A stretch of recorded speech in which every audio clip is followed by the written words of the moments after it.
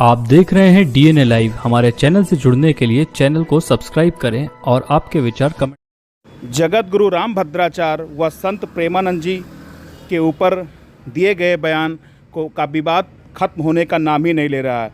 अब इस विवाद में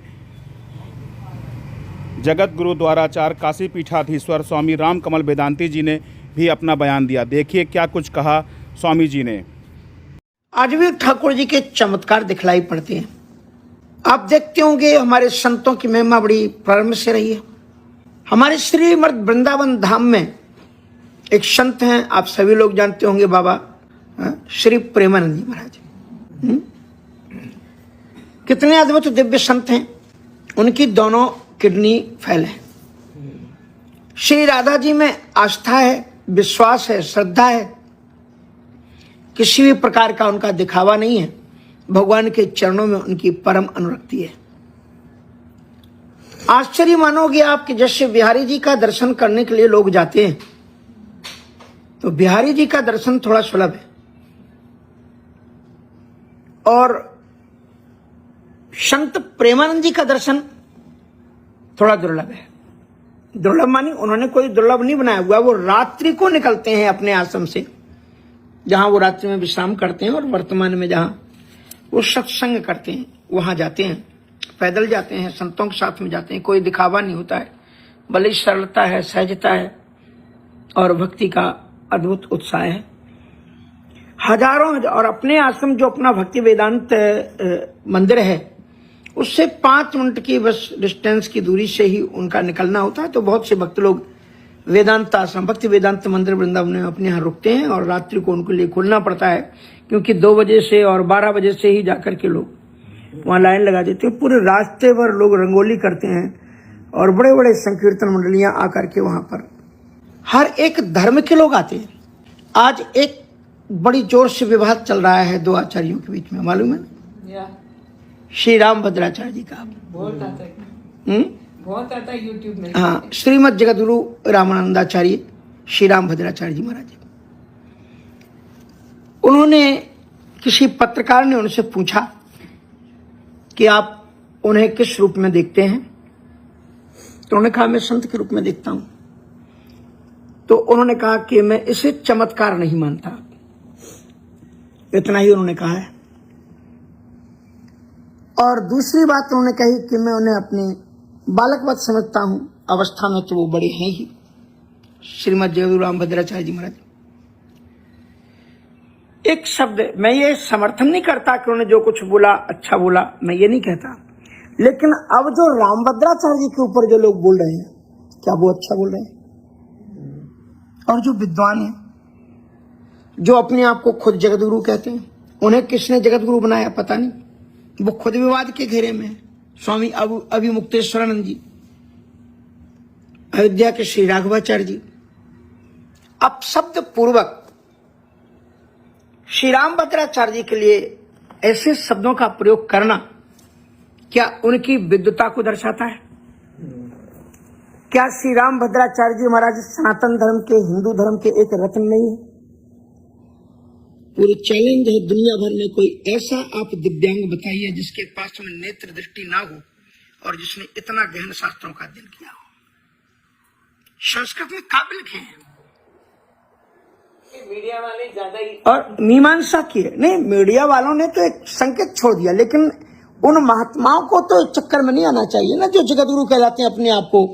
अभिमुक्तेश्वरानंद में विवादास्पद ही भाषण देते रहते हैं। राघवाचार्य जी का भी लगभग ऐसी ही प्रवृत्ति रहती है। और उन लोगों ने उनके पिताजी के पिताजी लगेंगे उम्र में अगर देखा जाए तो। और फिर उन लोगों ने जो जगत गुरु राम भद्राचार्य जी के लिए अपशब्दों का प्रयोग किया या उनके ऊपर टीका टिप्पणियां की, तो क्या वो बहुत अच्छा काम कर रहे हैं? इससे सनातन धर्म की गरिमा बढ़ेगी क्या? किसको ये चीज अच्छी लगेगी जो वो कर रहे हैं? उनके एक एक ग्रंथ उन्होंने काव्य लिखे। स्वर्ण पदक उन्होंने प्राप्त किया जब वो अध्ययन छात्र में थे, अध्ययन वेला में थे। पद्म विभूषण से राष्ट्रपति ने उन्हें सम्मानित किया, ऐसे ही कर दिया। कहते हैं सरकार के पट्टू हैं। जब कांग्रेस थी, श्रीमती इंदिरा गांधी जी ने उनको सम्मानित किया। अभी उसके बाद में फिर राष्ट्रपति के द्वारा उन्हें एक अवार्ड से सम्मानित किया गया।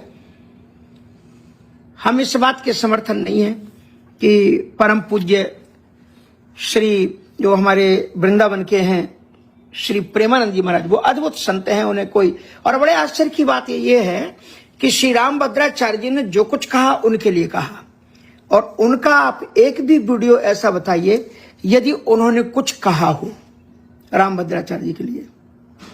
ये संतत्व है, ये उनकी महानता है, ये उनकी विशालता है, ये उनकी तपस्या है, ये उनकी साधना है। और सचमुच में संतों के चमत्कार यही होते हैं कि वो अपने आप में सदा रहें, अपना पौ दुराए और सब विधि कुशल कुबेश बनाए। हिंदू समाज के अहितकारी ऐसे लोग हैं जो लोग, अब रामभद्राचार्य जी महाराज की गरिमा को समझो, पहचानो। एक दिव्य चक्षु होते हुए भी उन्होंने इतने ग्रंथों को लिखा, संस्कृत में पीएचडी की और संस्कृत में संभाषण कर सकते हैं। तो अगर उनके मुख से कुछ शब्द निकल गया तो प्रणाम कर लेना चाहिए, आगे बढ़ जाना चाहिए। मुझे लगता था कि ये मीडिया के चक्कर में हम क्यों फंसे, हमें तो बुद्धिमानी दिखानी चाहिए ना अपनी, कि हम संतों को क्या, संतों के विपरीत अपशब्दों का प्रयोग करना चाहिए। वीडियो बना बना करके रील, बस कोई विषय मिल जाए कि जिसमें बना करके हम अपना थोड़ा सा नाम कर लें, उसको बना करके मैं समझता हूं यह उचित नहीं कर रहे हैं जो लोग कर रहे हैं, और उन्हें श्री रामभद्राचार्य जी महाराज को भी समझना चाहिए। तो संतों की जो मैं बात बता रहा था कि जीवन का सबसे बड़ा जो चमत्कार है वो यही है कि अंतःकरण में ईश्वर की भक्ति का उदय हो जाना। हमारे जीवन में सबसे पहला चमत्कार ये हुआ कि ठाकुर जी हमें मनुष्य जीवन दिए, और दूसरा वो कहते हैं कि ये ललक पैदा हो गई कागभूषण जी के मन में कि राम चरण बारिज जब देखो तब निज जन्म सुफल कर लेखो। बारिज मानी कमल, श्री राम जी के चरण कमलों का मैं दर्शन कर लूं तो जीवन की यही सार्थकता है, और ये सबसे बड़ा चमत्कार होगा। और इस परिभ्रमण में करते करते जिन खो जाते न पाइयां, कहां जा पहुंचे वो, तलाश करते करते मेरु शिखर के ऊपर। मेरु शिखर वट छाया और मुनि लोमस आसीन। ये वट छाया का बड़ा महत्व है, इसलिए आप ज्यादातर रामचरितमानस में शंकर जी का वर्णन या शिव महापुराण में भी शंकर जी का वर्णन पढ़ोगे तो आपको लगेगा कि वो बट वृक्ष में ही बैठे हुए, बैठे बट तरु कर कमल आसन।